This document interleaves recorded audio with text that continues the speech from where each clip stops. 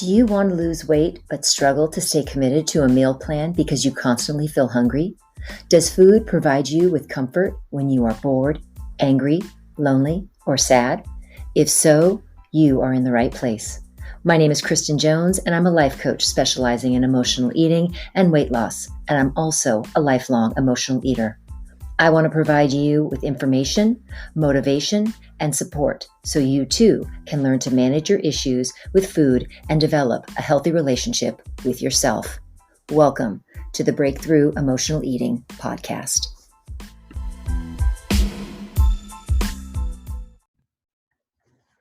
Welcome to the Breakthrough Emotional Eating Podcast. My name is Kristen Jones, and so happy that you were able to join me today in the Breakthrough community on Facebook.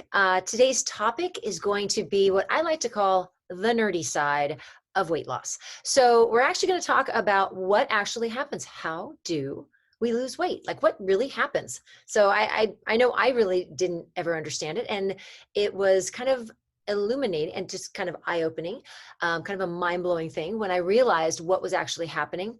And when I understood, it made it intellectually and physiologically a lot easier for me to get through my days. So I figured it would be much better for everybody to understand. And I'm going to kind of explain some things that'll go along with that. So again, what we're going to learn on today's episode is how your body actually uses fat cells and how you actually really lose weight. We're going to talk about how you can make that process happen in your own life, in your own body.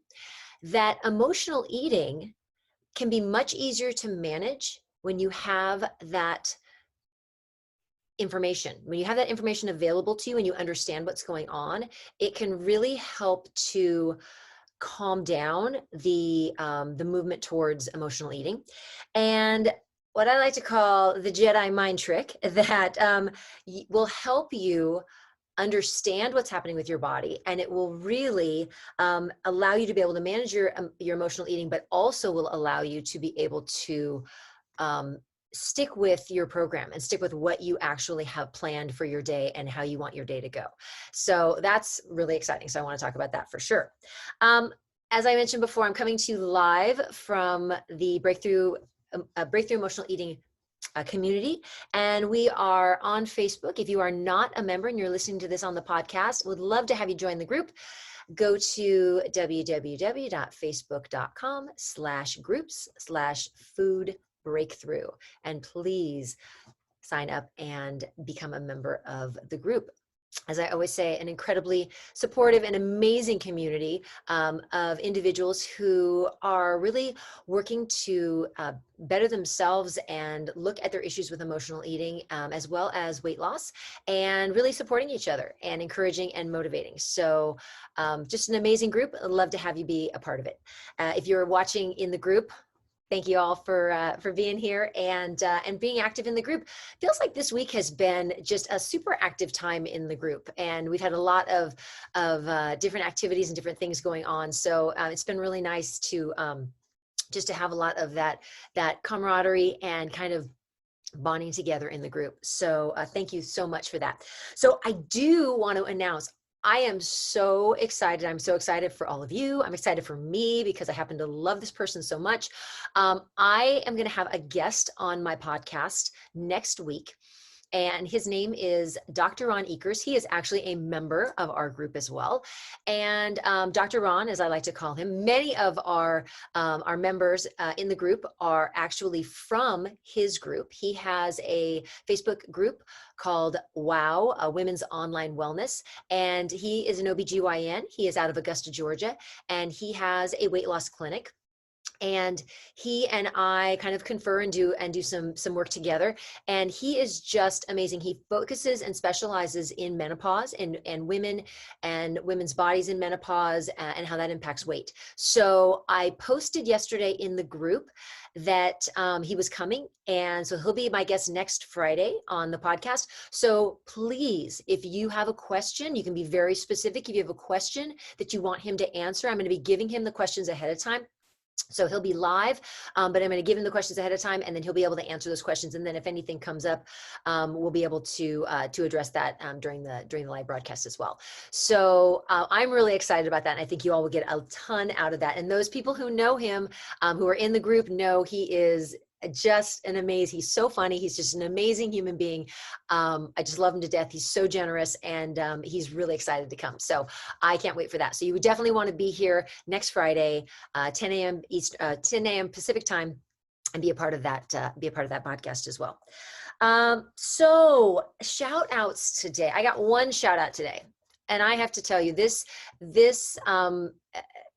Y'all know losing weight can take a lot of patience, and it can take a lot of perseverance and just a dedication to yourself that sometimes can be really wavering. And I have to just give a huge, huge shout out to Lynette. Lynette right now she just messaged me this morning, and she started with me on June 3rd, and it is now July 24th. And so she has lost 10 pounds. And the thing that is really important to understand about Lynette's journey thus far is, I would say for the first half of it, we've been working together for about 7 weeks now.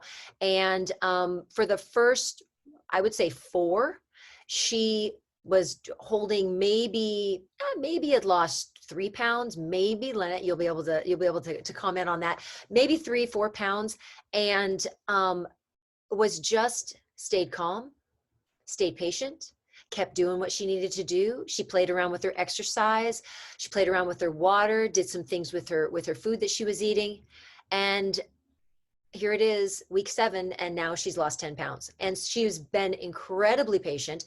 And it's something I'm actually going to talk about a little later in the podcast, about why sometimes in the beginning, we won't lose that much weight. It won't happen. And then all of a sudden, it's what they call the whoosh effect. And all of a sudden, it will just happen. And that's kind of what's gone on with her. So Lynette, I just have to tell you, I'm so proud of you. I'm so proud of your patience. One thing you all have to know about Lynette is a reading specialist.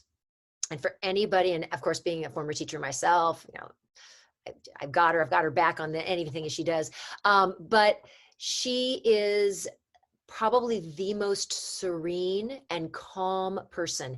And it really, Lynette, you must just be amazing with the kids. And I've told her that before, that she has such a calm sense about her. And I see it during her weight loss journey, that she is just not panicked. She's been very calm, and eventually the weights come off. So Lynette, super proud of you. Thank you so much. And I love working with you. All right, let's get to being nerdy. So sometimes I like to say it's like the Bill Nye the Science Guy hour. And so this is going to be, again, the nerdy side of weight loss.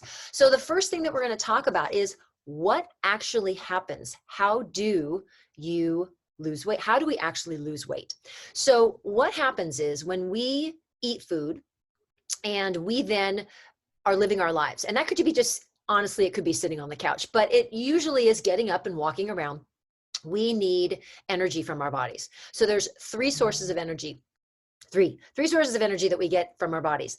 The first one is from food that we have most recently eaten. If we have processed food, we have that energy very readily available. That's the first way. The second way, when that's gone, we will then be able to tap into I have to turn something off here. We have to tap into our muscle glycogen. We have some stored glycogen in our muscles. We use that for energy as well. Once that's gone, once the food's gone, once the glycogen's gone, then we're able to finally tap into our fat cells. And we tap into our fat cells, and we use the fat cells that we are all carrying, the millions of fat cells that we all have on our bodies. We are then able to tap into that. When we are accessing those fat cells and we're burning those fat cells, that's when weight loss occurs. So it's really important to be able to get to those fat cells. And so what happens is, if you are constantly eating food, you're constantly using that I call it the surface level of energy. You're using that level of energy all the time, and you're never getting you're never getting to that third level of the actual fat cells. And so that can be really problematic because you are always just using the food that you're eating and you're never ever getting to those stored fat cells. So that's the first thing. The second thing is, how do we, now that we know that, how do we access those fat cells in our bodies? Well, the easiest and the most common sense way would be to allow your body to go without food for a certain amount of time in between your meals. So that can be anywhere from, it can be anywhere from 4 hours up to 6 hours, depending on how long you can get between your, how long you can go between your meals. When you are able to allow yourself to go a certain amount of time and your body has used all of the energy that it already has from the food that you've eaten, and then all the stored, and then it gets to the fat cells, when it is burning its own fat cells as a source of energy, that is what we call being fat adaptive. And that means that you are using and burning your own fat cells, the stores that you already have on your body. And so again, you get to that point by a couple of ways, but first off, by allowing your body to go without food for a certain period of time, and you're not eating all the time. Every time we eat, now we know this because I've talked about this before, but I'm going to say it again. Every time you eat something, even if you eat a stalk of broccoli, every time you eat, your blood sugar goes up. Okay, blood sugar goes up. That's just nature, just what happens. Your body responds by pumping insulin into your bloodstream to lower your blood sugar down. That's fabulous. Insulin is supposed to do its job and it's supposed to do that. What your body does, though, when it senses a high level of insulin in its blood cells, in its blood, it senses that as a little bit of this could be a panic situation. So a little bit of it kind of gives a warning signal. And so what it does is when you have high levels of insulin in your blood, because your blood sugar's gone up, if you have high levels of insulin in your blood, your body will absolutely turn off all fat burning. Even if you're eating super clean, and even if you're not eating, your blood sugar gets turned off because of the high levels of insulin. You have to let the insulin lower down because it lowers down and dissipates naturally, and then your body's able to tap into those fat cells. The ideal is to keep your blood sugar low throughout the day. Obviously, in between your meals, and whenever we eat, our blood sugar is going to be elevated, and that's okay. It's supposed to do that, but we want to have those gaps of time between our meals to allow our blood sugar to become nice and low and to stay at a low level, so we don't have to pump any insulin in. So we're always in a place where we are able to burn those fat cells because it's open season on fat cells because we haven't added insulin into our system. So not eating, that's one of the reasons, one of the mainstays of my program is that we don't eat in between meals, that you have your 3 meals and you don't eat in between them, because you allow your body to become fat adaptive and get into that fat adaptive stage where it then starts to use its own fat cells as a means of energy. So that's how you're able to do that in your own body. Now, the next thing is, how does that impact emotional eating? Well, let me tell you. The way that impacts emotional eating is when we are not constantly boosting our blood sugar, bringing it back down. We eat, we boost it again, we bring it back down, we boost again, we bring it back down. That up and down of blood sugar is what causes cravings and what intensifies cravings. And so if you're a person who says, oh God, I'm always craving chocolate, or I'm always craving this, I always have these food cravings. The reason you're having those food cravings is because if you are trying to satisfy those cravings and you're constantly eating throughout the day, your blood sugar is just going up and down and up and down and up and down. And it's that up and down that makes you in turn have those cravings, because it's your blood sugar goes up, it crashes back down. We have to eat again because it crashes back down. We go back up, it crashes back down. We have to eat again. So it exacerbates the cravings that many people already have. So when you understand that, and you understand how the blood sugar, how that blood sugar roller coaster works, you're then able to say, okay, well, let me just not respond, but let me just not eat food constantly and not have those sugar cravings going up and down and my blood sugar going all over the place. So we need to kind of make that connection of, oh, wait a minute, I'm not going to crave food as much physiologically, and if I keep my blood sugar nice and even. So again, that having that a bit of knowledge will allow you to be able to not have your blood sugar up and down, because that also will impact your ability to be able to make good food choices and be able to make good food decisions and to succumb to emotional eating. When our blood sugar is going up and down and we're having those cravings, it can be really, really challenging to not give into that emotional eating. And our last thing we want to talk about is what I like to call that Jedi mind trick of how do we get our bodies to that state of fat adaptation where we're actually able to tap into those fat cells and lose weight. And what's the Jedi mind trick that we need to know? Well, first, we need to know how this works. We need to understand that being hungry and getting to that place of feeling hunger is actually meaning that your body does not have any food that it's accessing. It has already gone through the muscle glycogen, and now it's using those fat cells. So the mind trick you need to do to yourself is remind yourself, if you feel hungry and your stomach is growling, you should not be afraid of that feeling. In fact, you should embrace that feeling and feel like, okay, this is a good thing because I'm actually burning the fat cells that I want to be burning, because my end goal is in fact, weight loss. So we need to make sure that we have that knowledge, and that's going to allow us to be able to rationally use our long-term thinking brain, which is that prefrontal cortex, and use that and say, okay, the long-term goal is weight loss. So being hungry is not a bad thing, because remember, our primal brain, which is the instantaneous gratification, that brain is going to want us to eat something. But our higher level thinking brain is going to say, oh no, this is long-term planning. We know we want to lose weight, so it's okay to feel hungry. So that's the mind trick that we have to do, is we have to remind ourselves, being hungry is not a bad thing. Now, obviously, going super long periods of time or getting weak is something totally different. And I will always say, you remind yourself, if you start to get lightheaded or you start to feel weak, you need to drink some water, because most likely you are dehydrated. So our bodies can go a long time without food, can't go very long without water. So make sure you're always drinking water as well. So again, we want to make sure that we are giving our bodies time to tap into those fat cells. And when we tap into those fat cells, it means we've given ourselves enough space, enough time, anywhere 3, 4, 5 hours between eating, to allow our bodies to tap into the fat cells and then be able to use those fat cells to move us forward towards our weight loss goals, because that is truly the only way that we lose weight, is by burning the fat cells that we already have on our bodies.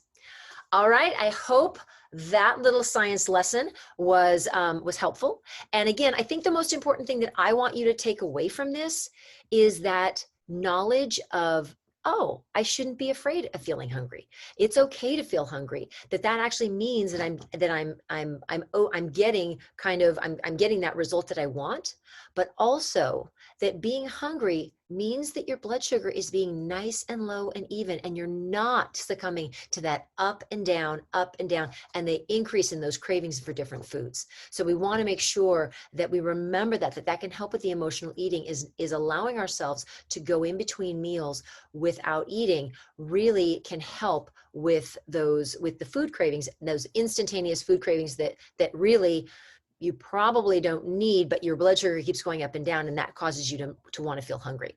So there you have our science experiment, our science lesson for the week. And I hope that this was helpful. This information was really helpful for you. So if you would, as you are watching this, if you're watching this live or if you're watching this in a replay, I would love for you in the Facebook group, if you can just give me a thumbs up that you understand what a fat adaptation is and why we want to go. So again, let me just hold my hand up, thumbs up, give me a thumbs up, and let me know that you understand why we shouldn't be afraid of hunger, why we should let ourselves go for a span of time between meals and allow ourselves to get into that state of burning our own fat cells as well. So again, just a thumbs up if that makes sense, and if that's something that that you can kind of wrap your head around. Okay, I so appreciate everyone being here. Again, if you are listening to this on the podcast and you are not a member of our Facebook community, Breakthrough Emotional Eating, please go onto Facebook. You can do a search for Breakthrough Emotional Eating, or you can just punch in www.facebook.com/groups/food-breakthrough. And absolutely would love to have you in the group. So again, thank you so much for joining me this week. And again, next week, super excited to have Dr. Ron Eaker joining us and answering all of your menopause questions. So again, if you're a member of the group, please, any questions that you have about menopause, please put them in the comments, or in the comments, you can put them in this, the comments in this thread, or I posted yesterday, I did a post for questions for him for next week. So please go ahead and put those in as well.